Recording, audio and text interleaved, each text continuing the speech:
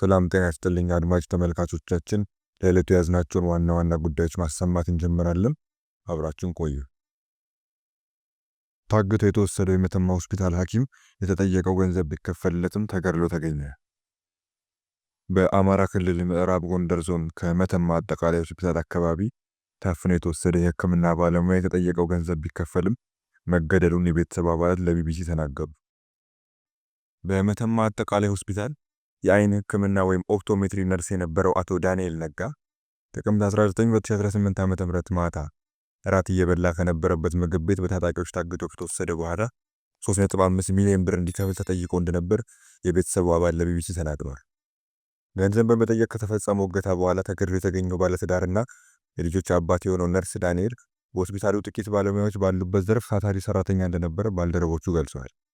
ለደህንነታቸው ሲሉ ስማቸው እንዲጠቀስ ያልፈቀዱ የሟች ቤተሰብ ጥቅምት 19 2018 ዓ.ም ሟች አቶ ዳንኤል አዳሪ ሰራተኛ እንደነበረና ከምሽቱ 1 ሰዓት አካባቢ እራት በልቼ ልምጣ ብሎ ከሆስፒታሉ መውጣቱን መስማታቸውን ተናግረዋል። በሆስፒታሉ ዋና በር አካባቢ ሁልጊዜ ምግብ የሚበላበት ቤት ውስጥ እየተመገበ እያለ 6 መሳሪያ የያዙ ታጣቂዎች መጥተው እንደወሰዱት መስማታቸውን ጨምረው አስረድተዋል። በተወሰደበት ምሽት አጋቾቹ ለባለቤቱ ደውለው መታገቱን መናገራቸውንና ጠዋት ደግሞ ሌሎች ዘመዶች ስለ ሁኔታው መስማታቸውን ይናገራሉ። አጋቾቹ ለባለቤቱ በደወሉበት ወቅት ህይወቱን የምትፈልጉ ከሆነ 3.5 ሚሊዮን ብር አምጡ ብለው ሲጠይቁ መስማታቸውን ገልጸዋል። አክለውም የሟች አቶ ዳንኤል ነጋ አጋቾች የሚናገሩት ባለቤቱና ወንድሙ ብቻ መሆኑን ገልጸው የሚጠቀሙትን የእርሱን ስልክ ብቻ መሆኑን አስረድተዋል። ባለቤቱ የጠየቀችውን 3.5 ሚሊዮን ብር እንደሌላ ስትናገር አጥንተን ያዝነው ብር አላችሁ፣ ጎንደር ቤት አላችሁ፣ ህይወቱን የምትፈልጉ ከሆነ ቶሎ ክፈይ አሏት ይላሉ። የሟች ባለቤት አቶ ዳንኤልን ለማስለቀቅ ከወዳጅ ዘመድ ጋር በመሆን ብር ማፈላለግ መጀመራቸውን ገልጸዋል። ብሩን እያፈላለጉ ምን ያህል እንደደረሰላቸው ለአጋቾቹ በየጊዜው ይናገሩ እንደነበር የሚያስረዱት የሟች ዘመድ አሁን 150 ሺህ ብር ደርሰናል፣ 250 ሺህ ብር ደርሰናል እያልን እያሳወቅናቸው ሰነበትን ብለዋል። በመሃል አጋቾቹ አቶ ዳንኤል ባለቤቱ እንዲያነጋግር ያደረጉ እንደነበር የተናገሩት እኛ የቤተሰቡ አባል እያሰቃዩኝ ስለሆነ ቶሎ በሉ ባካችሁ እንዳላቸው ተናግረዋል። ቤተሰቡ የሚያሰባስበው ገንዘብ 250 ሺህ ብር ሲደርስ ደውለው የደረሱበትን ባሳወቁበት ወቅት 1 ሚሊዮን ሳትይዙ እንዳትደውሉ ብለዋቸው ነበር።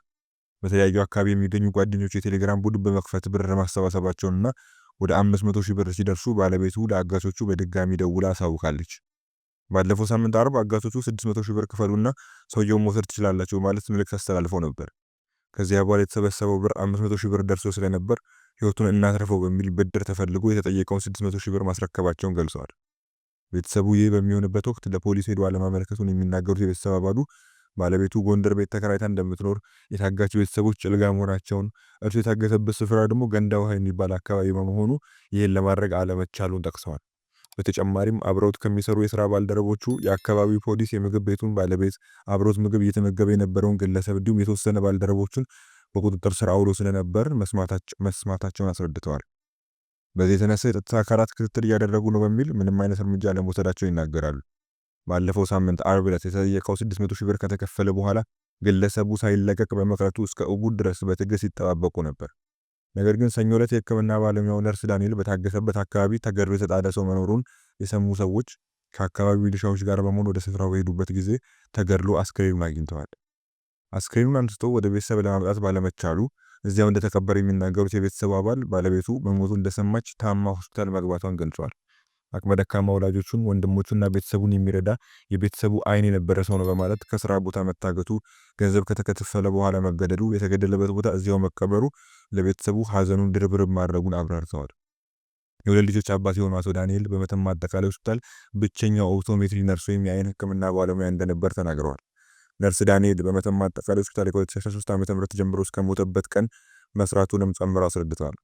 በአካባቢው ከዚህ በፊትም ታግተው የነበሩ የተጠየቀውን ክፍያ ከተከፈለ በኋላ የተገደሉ ሌሎች ሰዎች መኖራቸውን የሚናገሩት ግለሰቡ የሆስፒታሉ 5 ባልደረቦችም በተለያየ ጊዜ ታግተው መለቀቃቸውን መስማታቸውን ገልጸዋል።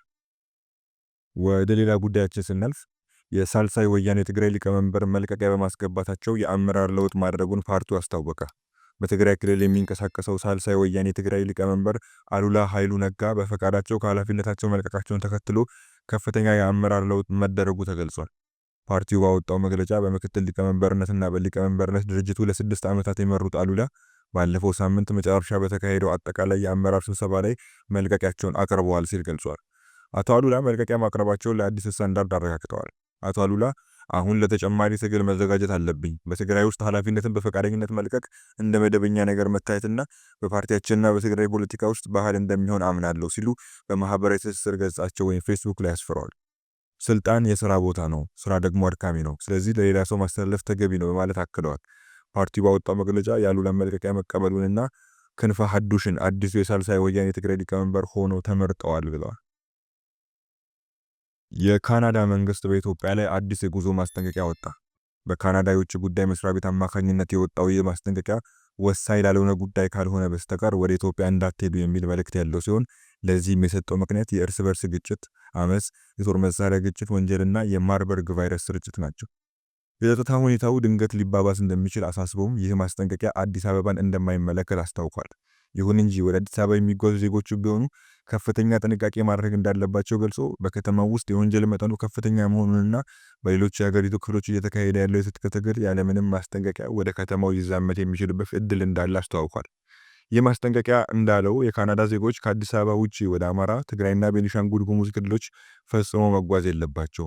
እንዲሁም ወደ ጋምቤላና ሲዳማ፣ በኦሮሚያ ክልል ደግሞ ሰሜን ሸዋ፣ ምዕራብ ሸዋ፣ ምዕራብ ወለጋ፣ ምስራቅ ወለጋ፣ ቄለም ወለጋና ሆሮ ጉዱሩ ወለጋ ዞኖች ፈጽሞ መሄድ እንደሌለባቸው ገልጸው ወደ እነዚህ ቦታዎች ከሄዱ በእርስ በርስ ግጭት መሃል ሊገቡ እንደሚችሉ ወይንም ሊታገቱ እንደሚችሉና የአውሮፕላን ጥቃት ሰለባ መሆን እድል እንደሚያጋጥማቸው አሳስቧል።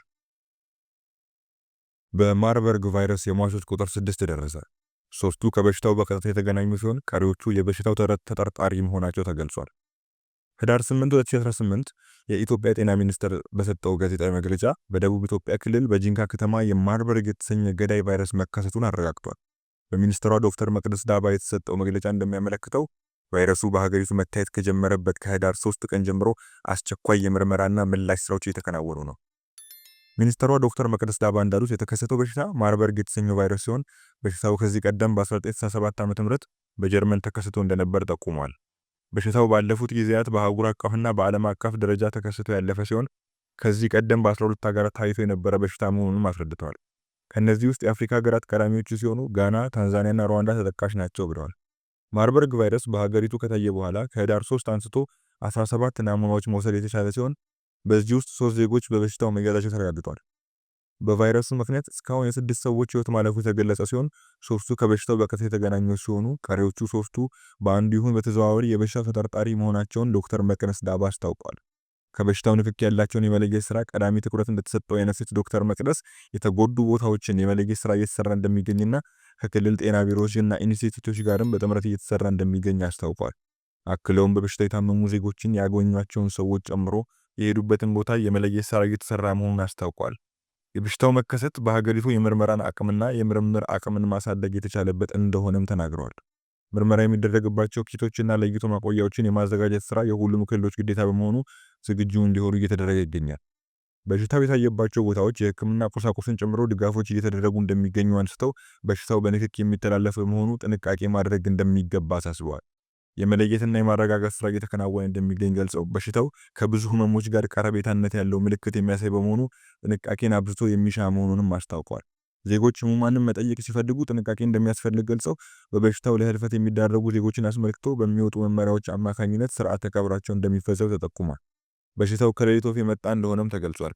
በሽታውን ሙሉ ለሙሉ ማዳን የሚችል መድኃኒት የለም። ሊያግዙ የሚችሉ ግብአቶችን ወደ ሀገር ውስጥ ለማስገባትም ጥረት እየተደረገ ይገኛል ብለዋል።